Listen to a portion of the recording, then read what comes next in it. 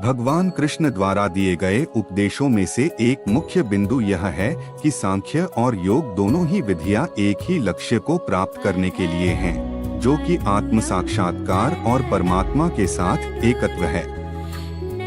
पहले श्लोक में भगवान कृष्ण यह बता रहे हैं कि जो व्यक्ति सांख्य और योग दोनों को एक समान देखता है, वही वस्तुओं को यथारूप में देखता है।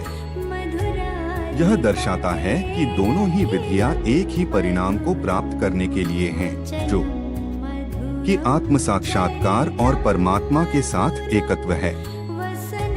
दूसरे श्लोक में भगवान कृष्ण यह बता रहे हैं कि भक्ति के बिना केवल समस्त कर्मों का परित्याग करने से कोई सुखी नहीं बन सकता, परंतु भक्ति में लगा हुआ विचारवान व्यक्ति शीघ्र ही परमेश्वर को प्राप्त कर लेता है। यह दर्शाता है कि संन्यास का अर्थ केवल कर्मों का परित्याग नहीं है, बल्कि यह भक्ति और परमात्मा के साथ एकत्व की भावना भी है।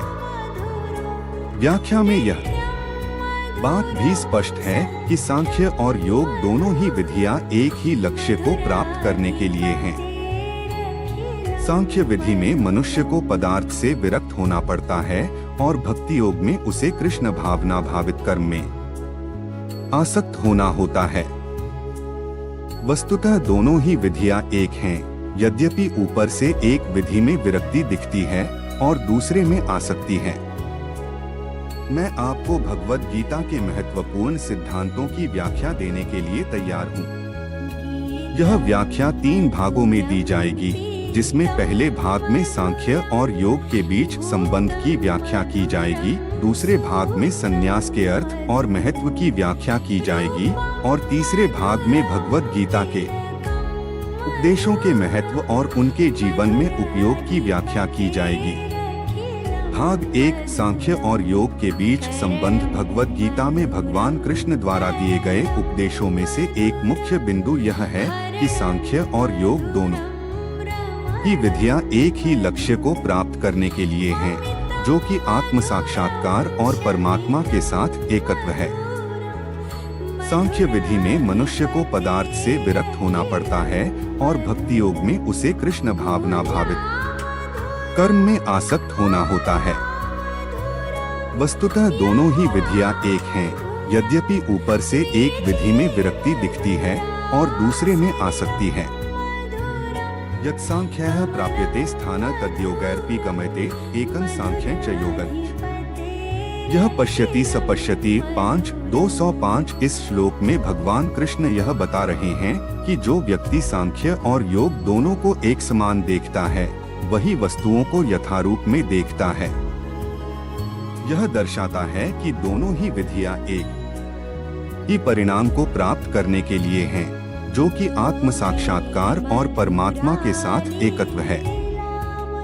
भाग 2 संन्यास का अर्थ और महत्व। भगवान कृष्ण द्वारा दिए गए उपदेशों में से एक मुख्य बिंदु यह है कि संन्यास का अर्थ केवल कर्मों का परित्याग नहीं है, बल्कि यह भक्ति और परमात्मा के साथ एकत्व की भावना भी है। भक्ति के बिना केवल समस्त कर्मों का परित्याग करने से कोई सुखी नहीं बन सकता, परंतु भक्ति में लगा हुआ विचारवान व्यक्ति शीघ्र ही परमेश्वर को प्राप्त कर लेता है। संन्यासस्तु महाबाहो दुःखमाप्तुमेवगतः योगयुक्तो मुनिर्ब्रह्म न चिरेणाधिगच्छति। 6। इस श्लोक में भगवान कृष्ण यह बता रहे हैं कि भक्ति के बिना केवल समस्त कर्मों का परित्याग करने से कोई सुखी नहीं बन सकता, परंतु भक्ति में लगा हुआ विचारवान व्यक्ति शीघ्र ही परमेश्वर को प्राप्त कर लेता है। यह दर्शाता है कि संन्यास का अर्थ केवल कर्मों का परित्याग नहीं है, बल्कि यह भक्ति और परमात्मा के साथ एकत्व की भावना भी है। भाग 3 भगवद गीता के उपदेशों का महत्व। यह रही भगवद गीता के उपदेशों की व्याख्या की अगली कुछ महत्वपूर्ण बातें। भगवद गीता के उपदेशों का महत्व। आत्म साक्षात्कार। भगवद गीता के उपदेशों से हमें आत्म साक्षात्कार की प्राप्ति होती है, जिससे हम अपने असली स्वरूप को समझते हैं। 2 परमात्मा के साथ एकत्व। भगवद गीता के उपदेशों से हमें परमात्मा के साथ एकत्व की भावना को अपनाने की प्रेरणा मिलती है, जिससे हमें शांति और सुख की प्राप्ति होती है। 3. जीवन का उद्देश्य। भगवद गीता के उपदेशों से हमें जीवन का उद्देश्य समझने की प्रेरणा मिलती है, जिससे हम अपने जीवन को सही दिशा में आगे बढ़ा सकते हैं। 4. मानसिक शांति। भगवद गीता के उपदेशों से हमें मानसिक शांति की प्राप्ति होती है, जिससे हम अपने जीवन को अधिक सुखी और शांतिपूर्ण बना सकते हैं। भगवद गीता के उपदेशों का जीवन में उपयोग। 1. निष्काम कर्म। भगवद गीता के उपदेशों से हमें निष्काम कर्म की प्रेरणा मिलती है, जिससे हम अपने कर्मों को बिना किसी अपेक्षा के करते हैं। 2. भक्ति। भगवद गीता के उपदेशों से हमें भक्ति की प्रेरणा मिलती है, जिससे हम परमात्मा के साथ एकत्व की भावना को अपनाते हैं। 3. आत्मनिरीक्षण। भगवद गीता के उपदेशों से हमें आत्मनिरीक्षण की प्रेरणा मिलती है, जिससे हम अपने विचारों और कर्मों को निरीक्षण करते हैं। 4. धैर्य और स्थिरता। भगवद गीता के उपदेशों से हमें धैर्य और स्थिरता की प्रेरणा मिलती है, जिससे हम अपने जीवन को अधिक सुखी और शांतिपूर्ण बना सकते हैं।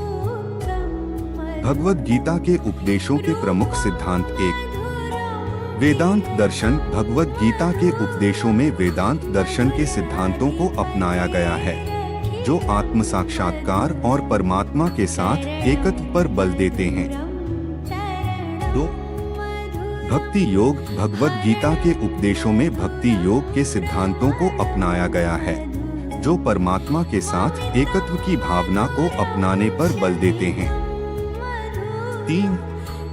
कर्म योग। भगवद गीता के उपदेशों में कर्म योग के सिद्धांतों को अपनाया गया है, जो निष्काम कर्म पर बल देते हैं। 4. ज्ञान योग। भगवद गीता के उपदेशों में ज्ञान योग के सिद्धांतों को अपनाया गया है, जो आत्म साक्षात्कार पर बल देते हैं।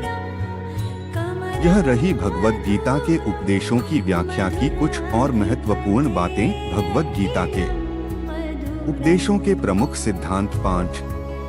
आत्मसमर्पण। भगवद गीता के उपदेशों में आत्मसमर्पण के सिद्धांतों को अपनाया गया है, जो परमात्मा के सामने अपने आप को समर्पित करने पर बल देते हैं। 6. श्रद्धा और विश्वास। भगवद गीता के उपदेशों में श्रद्धा और विश्वास के सिद्धांतों को अपनाया गया है, जो परमात्मा में श्रद्धा और विश्वास रखने पर बल देते हैं। 7. सेवा और परोपकार। भगवद गीता के उपदेशों में सेवा और परोपकार के सिद्धांतों को अपनाया गया है, जो दूसरों की सेवा और परोपकार करने पर बल देते हैं। 8. आत्मनिरीक्षण और आत्मसुधार। भगवद गीता के उपदेशों में आत्मनिरीक्षण और आत्मसुधार के सिद्धांतों को अपनाया गया है, जो अपने आप को निरीक्षण करने और सुधारने पर बल देते हैं। भगवद गीता के उपदेशों का जीवन पर प्रभाव। 1. मानसिक शांति। भगवद गीता के उपदेशों से हमें मानसिक शांति की प्राप्ति होती है, जिससे हम अपने जीवन को अधिक सुखी और शांतिपूर्ण बना सकते हैं। 2. आत्मविश्वास। भगवद गीता के उपदेशों से हमें आत्मविश्वास की प्राप्ति होती है, जिससे हम अपने जीवन को अधिक साहस और आत्मविश्वास से जीने की प्रेरणा मिलती है। 3. संबंधों में सुधार। भगवद गीता के उपदेशों से हमें संबंधों में सुधार करने की प्रेरणा मिलती है, जिससे हम अपने परिवार और समाज में अधिक प्रेम और सहयोग के साथ जीने की प्रेरणा मिलती है। 4. जीवन का उद्देश्य। भगवद गीता के उपदेशों से हमें जीवन का उद्देश्य समझने की प्रेरणा मिलती है, जिससे हम अपने जीवन को अधिक अर्थपूर्ण और सार्थक बना सकते हैं। भगवद गीता के मुख्य विषय। 1. धर्म और कर्म। 2. आत्म साक्षात्कार और परमात्मा के साथ एकत्व। 3. भक्ति और योग। 4. ज्ञान और विज्ञान। 5. मोक्ष और आत्ममुक्ति। भगवद गीता के मुख्य सिद्धांत। 1. वेदांत दर्शन। 2. भक्ति योग। 3.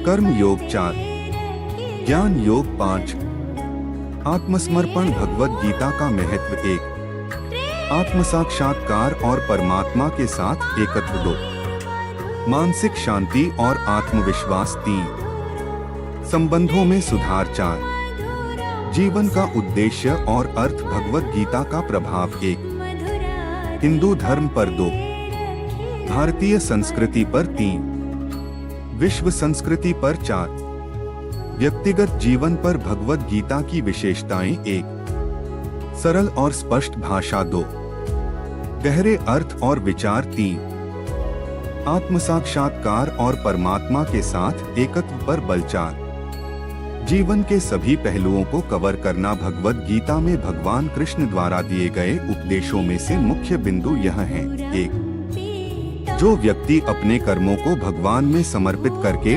आसक्ति रहित होकर करता है, वह पाप कर्मों से अप्रभावित रहता है और निश्चल भक्त शुद्ध शांति प्राप्त करता है। 2, भगवान या आत्मा न तो किसी व्यक्ति के कर्मों को उत्पन्न करता है, न ही उनके कर्मों के फल को निर्धारित करता है। यह सब प्रकृति के गुणों द्वारा होता है।